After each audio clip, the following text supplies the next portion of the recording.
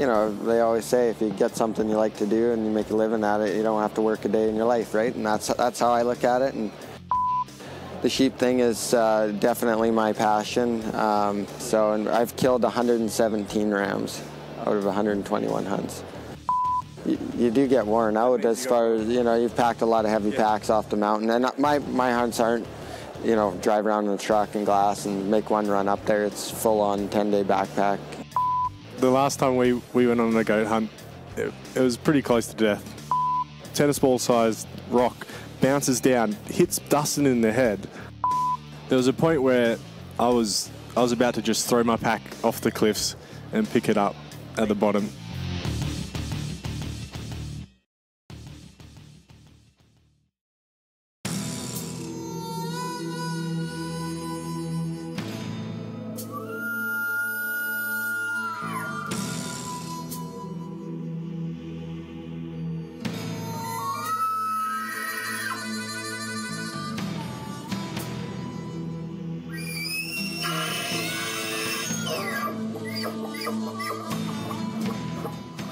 Welcome to the RNA Outdoors podcast, fueled by Ripcord Arrow Rest and First Light Hunting Apparel. At RNA, we are public land DIY conservationists that love to share our passion for the outdoors. So join us and our team as we interview professionals in the industry to share insight knowledge that helps make hunters and anglers more successful.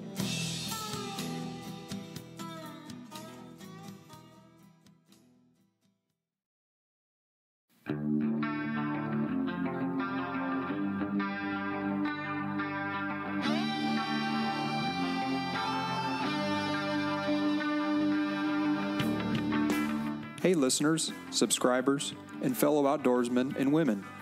This is your host, Lucas Paw, and I'm excited to tell you about some of the sponsors that continue to help make this podcast not only happen, but grow and thrive in this digital world of audio content.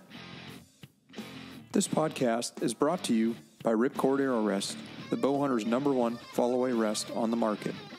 Ripcord is known for 100% full-time arrow containment and their patented drop-dead brake system that eliminates launcher bounce back.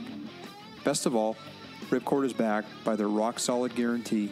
If the original owner has a part break for any reason, it will be repaired or replaced at no charge. And did I mention? Ripcord is located in southwest Montana, where all their products are made with pride in America. Check them out at ripcordarrowrest.com and on their social media feeds. This podcast is brought to you by First Light Clothing and Hunting Apparel. Born in the Rockies in central Idaho, First Light's mission is to create simple, yet proven, versatile gear that provides comfort and performance in any situation while working to promote the pursuit of ethical hunting and stewardship. I recently joined the First Light Pro Staff team and have continued to be impressed year after year in their innovations in engineering of merino wool fabrics. 10 years ago, they started putting out wool fabrics with camo patterns, and immediately this changed the game. Since then, they offer multiple layering systems and kits in various proprietary patterns and continue to raise the bar with their competition. Find them online at firstlight.com or under their social media feeds. Go farther, stay longer.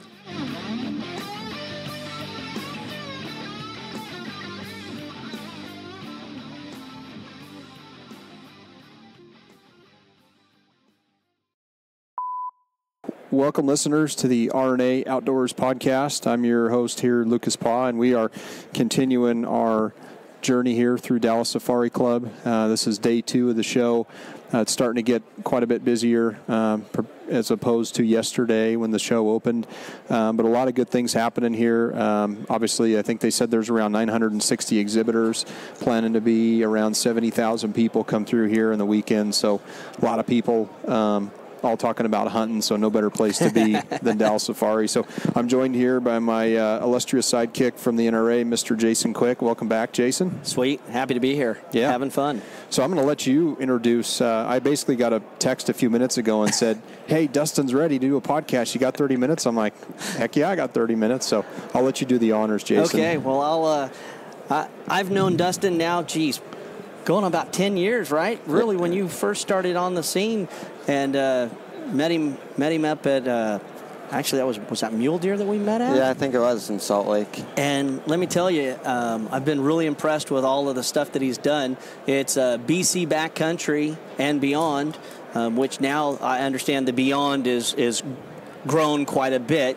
When I first met Dustin, it was really in regards to sheep hunting. You know, he was killing some really fantastic sheep.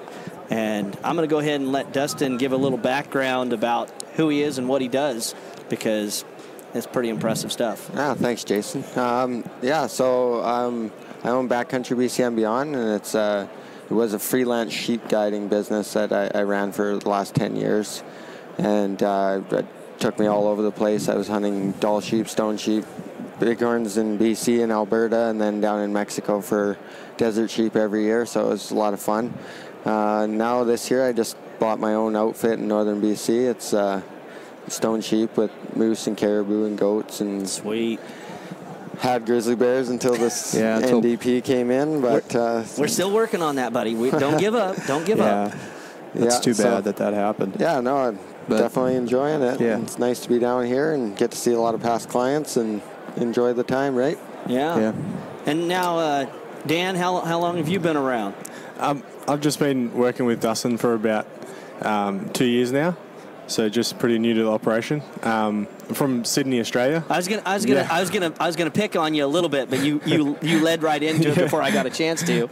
Yeah, so I started guiding in Alaska, and then went on a bighorn hunt with one of my previous clients with Dustin, and we got along straight away, and he wanted me on board, so we've done some goat hunts together, and then from there I started guiding with him, and so now with the new operation I'm kind of working full time with him to get that going, and it's awesome. It's been a really good season so far.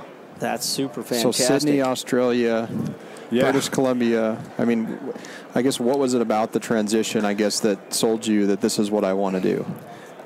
So I did a degree in Australia, and one of my lecturers was an avid hunter. He's been doing it for a long time, and he was a mentor of mine. And he went to Alaska and did a Dall sheep hunt. And when he came back, he told me the stories and showed me the photos. And it just spoke to me, and I found out about guiding, and that's from then on I was hooked. So saved up my money and went over, and then found out about Dustin, and it was like, this is a guy I want to meet and work with.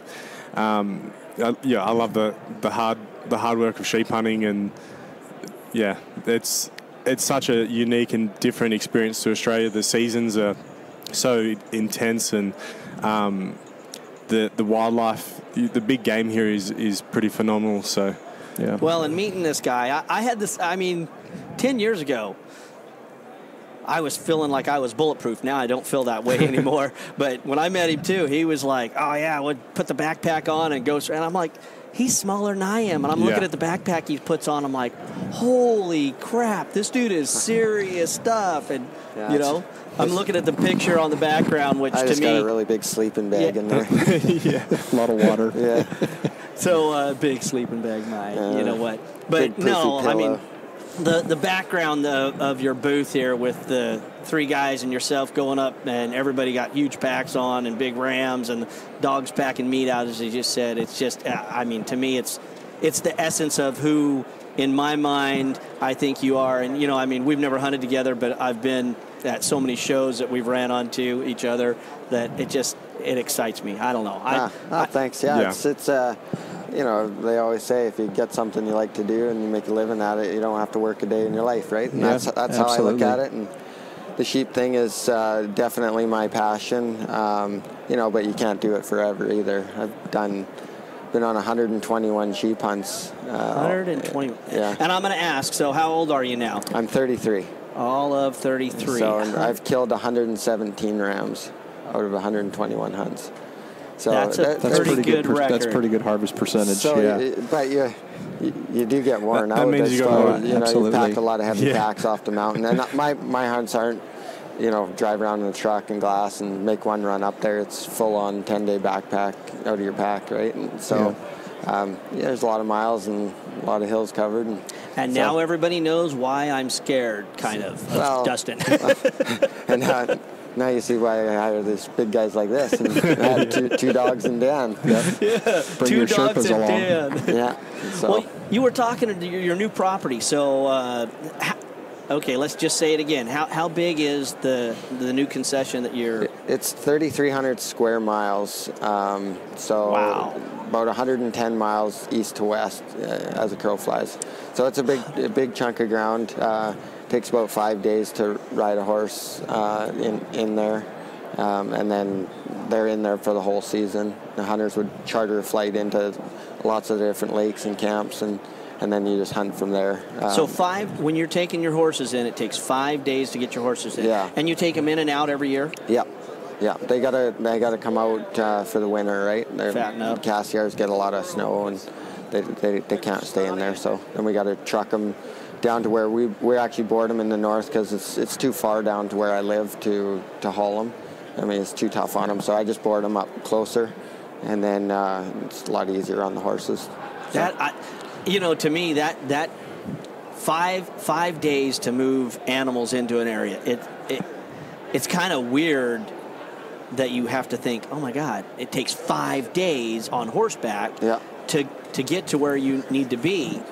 And that's just awesome. The trail in is called Dead Horse Trail as well. So the residents have named it that. So it's a hairy trail in. Yeah. Wow. Yeah, there's some pretty rough spots in the beginning. There's some tight valleys and big rocky and boulders and there's a bit of bog and stuff. But wow, that's incredible. It's a pretty cool place. I'm super excited. We ran it this year, 2017, for my first full season up there after buying it.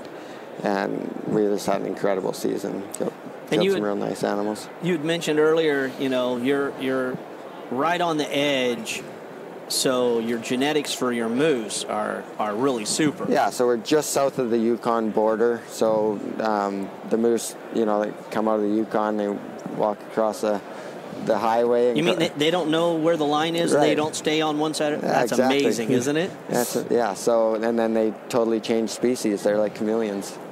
That's awesome. Yeah, away they go, and they become a Canadian moose. So you have Alaska Yukon genetics, but they class as Canadian, so you have a good chance of killing a pretty good bull. Sweet. High in the record book. So. What types of animal, when you talk about the trophy class, your animals, I'm seeing caribou, I'm seeing obviously stone sheep and moose. So what are you guys talking in terms of, sizes of animals that you guys are harvesting, on average? So like for Canadian moose, this last year we had 16 hunters and we killed 15 bulls. One guy missed, and the smallest one was 52 inches wide. And then score-wise, so lots of guys use that width of a moose to kind of reference it, but it's really like not a good reference to what moose, the score.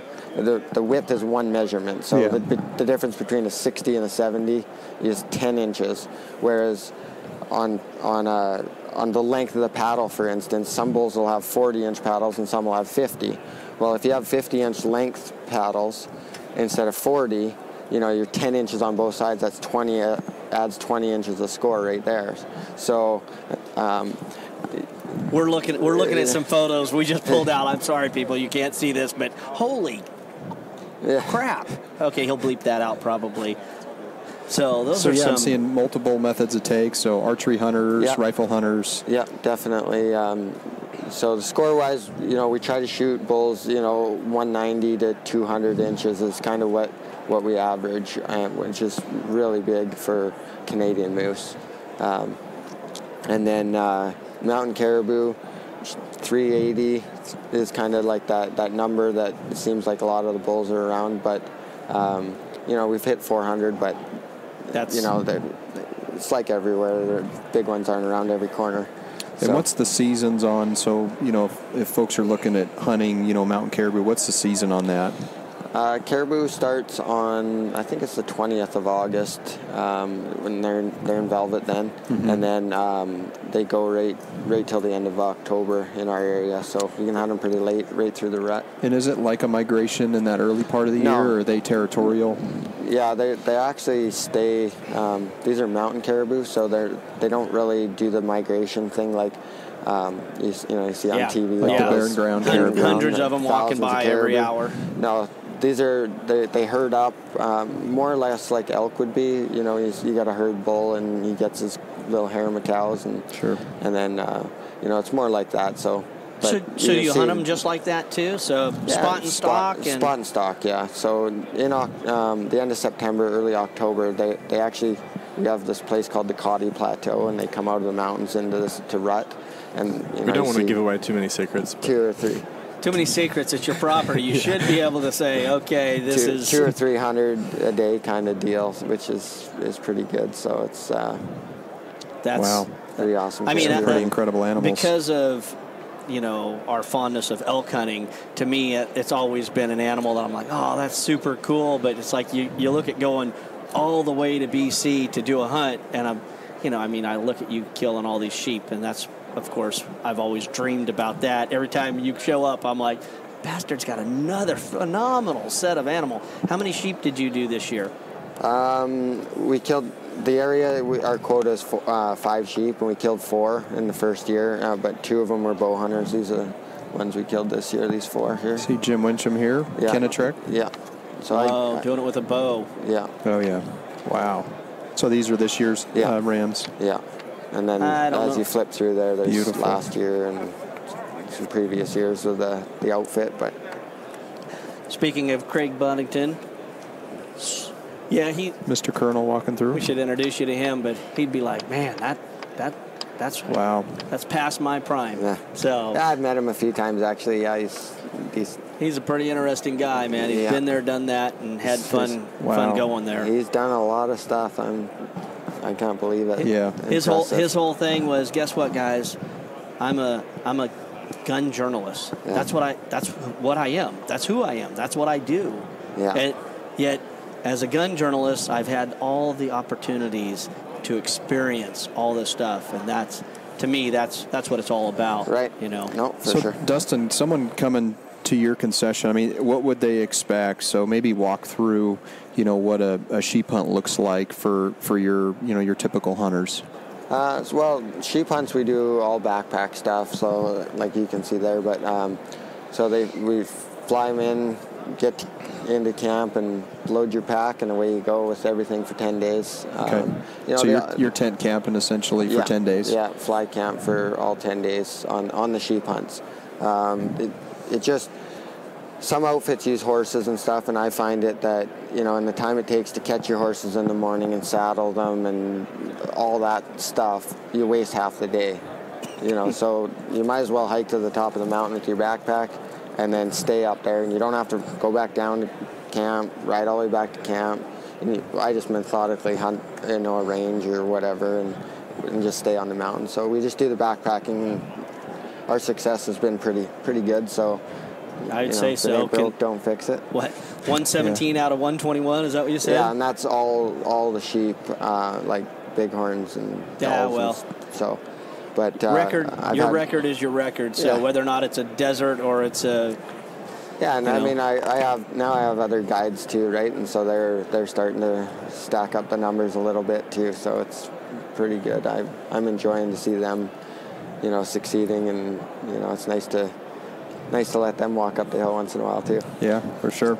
We're also seeing mountain goats here, so that's another animal that you guys provide. Yeah, so we do those right from early August. You can see, shorter hair ones, nice weather, and you don't have to deal with, all the cold and stuff. But and then go right into when there's snow towards the end of the season. Now before Lucas got over here, you and I were BSing a little bit, and you said, "What are you doing right after you leave this show?" Yeah, well, after the trade show season, I got a few more shows to do, and then I'm heading to northern BC and doing a 10-day backpack mountain goat hunt in the end of February. End of February. There's a zone in BC hair's that's gonna be open good. until the end of the month, and we're gonna do. There's about 5 of us going, and we're gonna do a full-on backpack winter expedition goat hunt. That's the word I was looking for. So we're pretty excited about it. And that's you guys behind the trigger, not taking clients, correct? That's us behind the trigger. We've got a cameraman coming along, and we're gonna. Wow, that sounds fun. Have an adventure. That should be. I mean, once again, not for the faint at heart, but you want to talk about just kind of an exciting, cool experience. I could only imagine what your video footage and the stories. In fact, we'll have to hook up with you again after that so you can tell us about that story. So yeah, for sure. So we don't know what we're getting into, but it should be interesting. The last time we went on a goat hunt, it was pretty close to death. It was pretty close to death. That's true. It got It's hairy. like they say, it's the closest you ever get to God. At the same time, could be the closest you ever see death too. So Yeah. Well, that's crazy. So okay, so you brought it up. So tell us a little bit. Now this wasn't a guided hunt. This was you guys going out for fun yourself to try to harvest some animals. Tell us the story. Yeah. Okay. So we saw some 2 billies and I think it was 3 nannies and 2 kids way up in the back of this bowl, and so we started hiking early and got up there, and we had a guy with a bow, and they made a stalk, but as we got in close, the billies moved off, so we pulled out and came back the next day, and we went in early, and instead of going up and around this cliffy area, we saw like a green patch of trees, and we figured we can climb up that, no problem. So we start climbing literally up these trees, and it goes from an angle to vertical real quick. And I'm up top, which was kind of silly since I'm the heaviest, but Dustin's shaking his head. This is what Dustin's like, you. Yeah. So I, at one point, I'd grabbed this big old dead log, and it starts moving, and a massive boulder starts to shift. So I'm kind of holding one hand. I've got my big pack on. We're in a crack. Yeah, like it's like a vertical crack climbing, so like latched in on. a crevice. And now there's a big guy with a big rock and a big log above you. Coming down. So I'm holding on one hand to the log, and I've caught this boulder, and it's probably about 40 pounds. So I'm just holding it there, figuring like how I'm gonna sort this out. I'm not going to kill my boss because he might not be happy about this. Yeah. Okay, go ahead. And then, in the meantime, like a tennis ball sized rock bounces down, hits Dustin in the head, like dunk, and he manages to hold on, and he's like, "What the hell was that?" And like I'm just struggling with rocks, so I managed to wedge it off and throw it over the top of them down the cliffs, and we get up there. At one stage we had to take the packs off and pass them up, and like kind of piggyback our way up the cliffs. But we got to the top, and the fog had rolled in, so we couldn't see the cliffs. And then it cleared up, and I saw this big billy right there. He was 150 yards away, looking straight at us. Like, sit down. Like, he's right there. So we sat down, put the pack there, and the other guy lined up the shot, smoked this billy, great shot, and it just starts rolling down the cliffs. Goes about, I don't know, rolling and flying. Yeah, some big bounces. I don't know how big those cliffs were, probably 500 feet. And then, so now it's below us, and we've got to go back down the way we came. And that's lovely. Yeah, so it's great. So we figured, all right, we'll go around an easier way. And we start walking, and then we look up, and we see this another billy, and he's way up high. So we get the spotter out and have a look at him, and he's a beautiful billy. So I was like, okay, I'm going to shoot this thing. Well, he looks to me and says, "You going to help me out with this one?" I'm like, "Yeah, all right." So he sets up the shot, 630 yards, and drops this billy, and we're kind of hoping that this one will roll down the cliffs a bit. We want it to catch a little air and drop a little elevation Exactly. and keep rolling. Yeah. And it just sat straight there in the snow. Nice shot. You do know you're supposed to place it a little further back on that one, right? Yeah, I know. But hey, gun worked pretty good. Gun worked pretty good. Wow. So this is a picture of the goat here. God, look at the backdrop too. That's yeah. Yeah, he had to be a big, That's big a heavy nice old. village. So it's really hard to tell here, but it fell off like a little thing into a hole, and we just drug it up and put it on there for the photo. But and then it's like timber and like Cliffs. the cliffs, but the cliffs weren't like, a lot of them weren't straight up and down. They were kind of a little on an angle, and so you like could kind of crawl up. You know, if there's a crack, you could get your fingers and your toes in and kind of crawl up these. Well, going up, we knocked off all the snow, and then so when you're coming down, you could kind of follow where you were, but now there's nothing to grab, like nothing to hold Yeah. on and to. going downhill, it's now Weight on your I've back got, and I've Yeah. got a full goat. Dan's got all the meat, the whole Yeah, goat. so I got the four quarters and the 2 back straps. He had the whole cape. in the head, horns. yeah. And now we're coming down these cliffs, and it took us 2.5 hours or Yeah. something to walk the 600 yards up to my goat. It's a long time to get up, Cut. just trying to And climb the these going cliffs down, and all this. in Now- my experience, going down is way worse than going Right. up. So coming down was the scary part. It was and incredibly scary. Now, Dan's pack, I don't know what it weighed, but a lot, because he had the entire goat, and I had a life-size cape in mine, and gun, and all the other stuff. But we were throwing packs down, and There was a point where I was about to just throw my pack off the cliffs and pick it up at Later. the bottom. Yeah, it got to a point where one of my crampons broke, so I only had one crampon in, and Dustin was below me, and I lost my footing and just started skidding. And he looks up, sees me coming, and I'm a big guy. like a freight train. Big friggin' Bowling ball. snowball. Big bowling Yeah. ball. Now, wait a second. Now, let me get this right. So, on the way up, the big guy's in the front, Yeah. which we kind of think probably that wouldn't have been the right thing. But then on the way down, when you would think, okay, now's the time to have the big guy going down first. Well, he's a the little- big guy is still behind you. He's a little Dustin, whippersnapper, so he gets down there quick. Yeah, I've got You my just weight stand plus behind my him and pack poke weight. him with the crimp Yeah. on a little bit. Yeah. I guarantee he Yeah. goes faster. Yeah. Okay, But- sorry. Yeah, so I hit into him, and we started sliding together, kind of locked in. Toboggan. I was trying to stop him, right? Like he was Yeah. coming, and I was. And I don't want him to die yet. We've got a whole bunch Yeah. more hunts to go Yeah, I on. didn't even pack the rest of the goat meat out first. Yeah. so luckily there was a tree below him, a big pine, and it was kind of the only one in that whole area, and we hit into that and stopped. If that wasn't there, Yeah, it could have would've been. been see you It would have later, been but- off the cliff, gone. Yeah. But but that was a Well, hairy goat experience. hunting is, right? Well, for all the listeners out there, these are the guys that you just want to go hang out with and Yeah. have some Who fun. wants that experience? Yeah. I'm sure there are people out there, thrill seekers, that would love to do that. It's Yeah, awesome. for And sure. then we ended up getting down, getting to the other goat at dark, skinned that out, and chucked the other four quarters and back straps in my pack. And that hunter, he took the cape in his, so that was a heavy pack out. Yeah, Oh man, that's and what did we get back to camp at? It was like, 12:30, 1 o'clock. It was but tough. it's dark at like 5:30 or something Sure. at night. We got back at like 1 o'clock in the morning, and That's what it's all that's about. awesome, dude. another That's day what in it's the all office, about. right? That's Another what day we in the do. office. Well, Yeah. hey, listen, and we all talk about this a lot of times.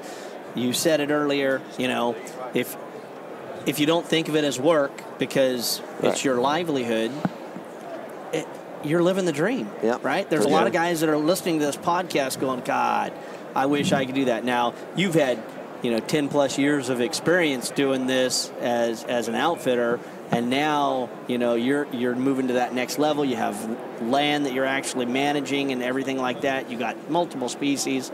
How do they get a hold of you? You can go on my website. It's backcountrybcandbeyond.com, and all my information's on there. Instagram, Facebook, at Dustin Roe, and yeah, that's about it. Well, I could tell everybody that's listening that as an admirer of yours, watching you do all these things. Let's see, last year year before, when you were on the cover of Wild Sheep Federation. I think it was 1 year ago this convention season. Those- so last winter. Those photographs were awesome. I talked to David Brinker about that, and he was like, that was just such a Yeah, it was- awesome experience. was good. watching you guys climb the mountains. I mean, what's funny is I actually got that before I knew it was you, and I looked at the photograph and I went, God, it was just a picture. It was a picture. The cover was you, the back of you guys, right? It's us, but our heads are down, so we can't see our faces because we're looking down at the sheep, admiring it. Yeah. And I was looking at that, and I'm like, I know who this is. In fact, I know who both of these guys are. And it was just one of those cool experiences for me. Once I opened the magazine up, I'm like, knew it. I knew it with these guys. Yeah. So that was really exciting. But perfect. Cool. What other trade shows are you guys planning on hitting the rest of the beginning of this year? I'm going to go to ATA next week, and then we got Wild Sheep and SCI, and then I do the Western Hunter in Salt Lake this year for the first time. Okay. So busy trade show season for you guys, and it sounds like a lot of exciting things you guys got going for you. So. Yeah, no, it's I enjoy it. I don't have much else to do at home this time of year. It's nice to get away from my 3 feet of snow at my house. So. We came down here from California, and I'm like, dude, it's kind of cold. Well, I guess you need to put on something more than a T-shirt and thin shoes and shorts, you know. But everybody else is like, oh, no, we came here because it's nice and warm. Yeah. I'm like, wow, that's crazy. This is a reprieve for most folks in the north, but exactly, for Dallas, it is a little cold. Yeah, but for sure. No, this has been good. I've obviously heard a lot about both, you guys and your outfit, so it was neat to sit down and understand a little bit about what you guys do. And it sounds like I said, you got a lot of exciting things coming up, taking on ownership of some new property. That's always exciting to kind of manage yourself. And that was awesome. Look forward to in the future, connecting again. And it was just neat meeting you guys and sitting down and catching up. I want to hear about the next goat experience. I know it's going to be off the charts. I just pre-warning you, that's going to be the next run around. Yeah, February hunt could be definitely exciting. So it sounds like you guys got a lot to look forward to there. So anyway, thanks guys for jumping on. Good luck this year at the trade shows, and good luck with your hunters this year. And we look forward to catching up with you guys again. All right, thanks. Thanks guys. Take care, Appreciate guys. your time.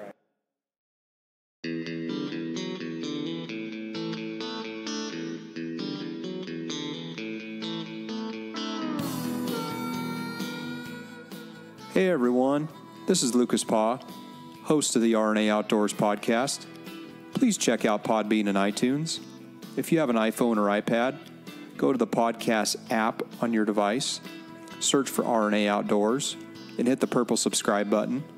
When doing this, it will automatically upload when new podcasts are loaded, and they will download into your queue. For Android users, you can access the podcast through Podbean, Stitcher, or use our website, www.rnaoutdoors.com/podcast.